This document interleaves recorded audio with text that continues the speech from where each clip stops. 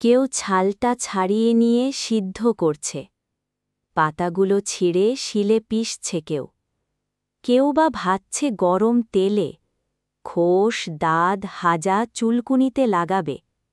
চর্মরোগের অব্যর্থ মহৌষধ। কচি পাতাগুলো খায়ও অনেকে, এমনি কাঁচাই, কিংবা ভেজে বেগুন সহযোগে। যকৃতের পক্ষে ভারী উপকার। কচি ডালগুলো ভেঙে চিবোয়ে কত লোক। দাঁত ভালো থাকে। কবিরাজরা প্রশংসায় পঞ্চমুখ। বাড়ির পাশে গজালে বিজ্ঞরা খুশি হন। বলেন, নিমের হাওয়া ভালো, থাক, কেটো না। কাটে না, কিন্তু যত্নও করে না। আবর্জনা জমে এসে চারিদিকে। শান দিয়ে বাঁধিয়েও দেয় কেউ, সে আর এক আবর্জনা।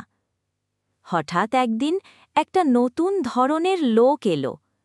মুগ্ধ দৃষ্টিতে বেয়ে রইল নিমগাছের দিকে। ছাল তুললে না, পাতা ছিঁড়লে না, ডাল ভাঙলে না, মুগ্ধ দৃষ্টিতে চেয়ে রইল শুধু।